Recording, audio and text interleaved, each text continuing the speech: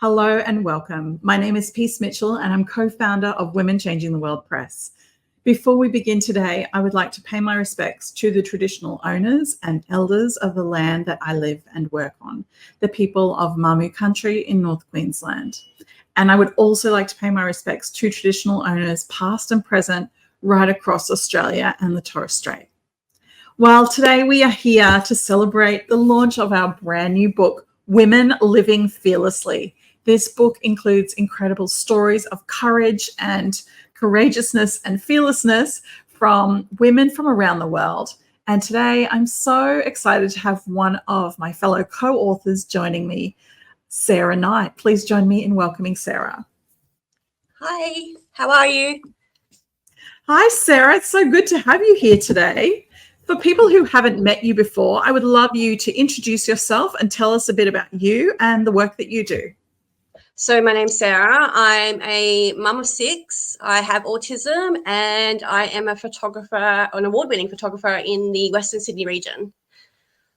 Amazing, amazing. And Sara, your chapter is called Survival Mode to Thriving Mode. Can you tell us why you chose this title for your chapter? Well, before 6 years ago, I used to be in survival mode all the time. I suffered a lot of trauma as a child and in domestic violent relationships. So I, was in a survival mode. Then I went on to discover who I was going to be. I went on to get proper mental health help, and then I came into thriving mode.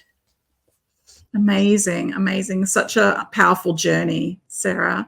I mean, in your chapter, you say, one thing that I have realized is that I'm not just a victim, I am a strong female survivor. Can you tell us about this quote? It's so hard to explain sometimes. When you're in that survival mode and you're in domestic violence and all that, you don't believe in yourself anymore. You are literally a victim of all the hate that is around you.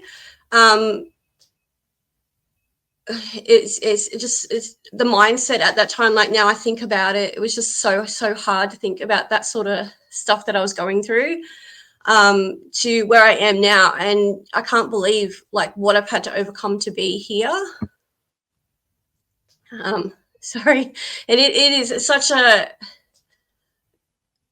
bit of a long history, but yeah. Yeah, it is. It certainly has been an incredible journey that you've been on to get to where you are today and all of the healing that's involved. There's in your chapter, you say that the turning point came when I realized I couldn't navigate this journey alone. And so there were people who really supported you in your journey. Can you tell us about that? Well, my new husband, he's one of my biggest supporters. I guess I really started to see myself when I met him. I used to really be down on myself and think really bad thoughts about myself. And, he actually made me realize that I'm not what my thoughts were telling me. I'm not what others were telling me. So he was one of my biggest supporters. My kids, they've just watched their mum thrive so much that they're actually my biggest fan base. And then I met some other, when I started my business, I actually met a lot of other people. I have a lot of other people who are photographers who have really encouraged and supported me. And then other Mr. Fox from the Penrith Chamber of Commerce, he's really, really pushed me to push my business further and really show who I am and to, really jump forward. Yeah, that's amazing. So in your chapter, you talk about the fact that you've always had a love for photography since you were a child. Mm-hmm. Was photography the first industry that you went into, though, or did you start out in a different industry and then find your way to photography? Can you tell us about this journey? So I actually, as a child, I wanted to be a veterinarian. I love animals. They'll never not have an animal in my life. So I actually wanted to be a veterinarian, but, life had other plans for me. So then I went into marketing for a little bit and did door-to-door sales, training people for door-to-door sales. Sorry, don't shoot me. And then I went on to doing event management. So I did a bachelor degree in business management, mainly around events. And I just found that was just way too much for my autism. So I decided that I needed to find a career that was going to make me really happy, both, physically and mentally. And I love photography. I love, how a picture brings out so much beauty, and you can see things that people wouldn't think that they were standing in front of could actually see. But when you've got a photo and you can show people what you actually see. Yeah, that's amazing.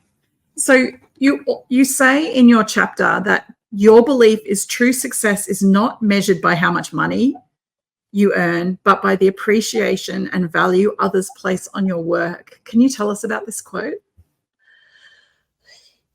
I'm not a big money person. I mean, money is great. We need it to survive. But, my success has been, my work has been shown in 15 galleries around the world. One of my art pieces, I call them art pieces, one of my photos has been in the Chicago airport. I've won a lot of competitions. That's how I base my value, is what people have seen, what others have voted me to win in, or, competitions that I've won. I mean, other people see like, oh yes, 6-figure income, that's the best. But I don't place my life with money. I place it with, how many people see my work around the world. And that's really what I want to try and do, is show people really what I see and how beautiful I see the world through my photos.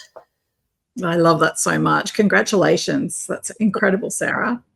You also said, by sharing my story and advocating for survivors of domestic violence, I've found a profound sense of purpose.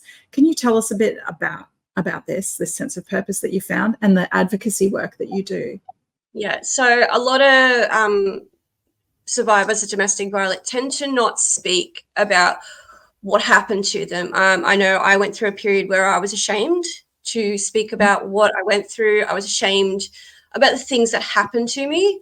But one of my psychologists actually helped me realize that holding on to that shame and hiding what happened to me was actually holding me back. And the more I speak about what I went through, I'm actually removing their power. I'm removing their power that they had on me. So, and I advocate, for women to speak up, for kids to speak up about what they've been through. It's really, really important that we tell the world what we have been through, that this happens in any home. It happens all around the world, and we need to, put a stop to it. We need to come up with ways to help, put a stop to it. So a lot of my stuff I do in the background. I don't like being, showy when it comes to this sort of stuff. So like, I will do fundraisers for women's shelters. I like to offer free family photos to women who have left domestic violence. I have 3 boudoir photos, so it helps pump up their self-esteem. I'll do lots of different. We do the white ribbon walk, and then I just really openly speak about what I've been through as well, and listen to their stories. It's amazing, Sara. Incredible the work that you're doing to support other women, and I love that so much, seeing that you're doing that and that you're so generously sharing your own story and how you survived and how you've gone on to do big things now as well. So yeah, it's really beautiful. We can't keep holding ourselves back. We've got to move forward.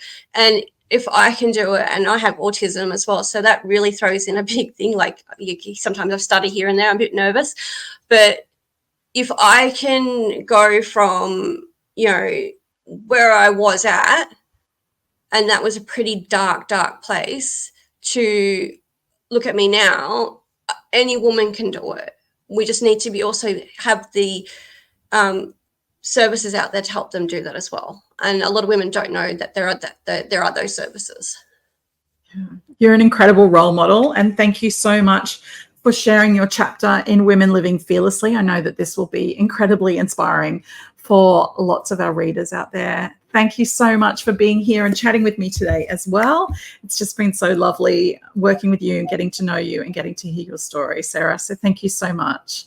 No, thank you. Thank you. This has been like an absolute amazing experience. And, to be uplifted by so many powerful women and you guys as well, it's actually been a very rewarding experience, and I can't wait to do more in the future. Beautiful. Well, thank you so much. And thank you to everybody who has tuned in to the festival today. And we will see you all again soon. Make sure you grab your copy of Women Living Fearlessly at wcwpress.com. Thanks, everyone. Bye. Bye.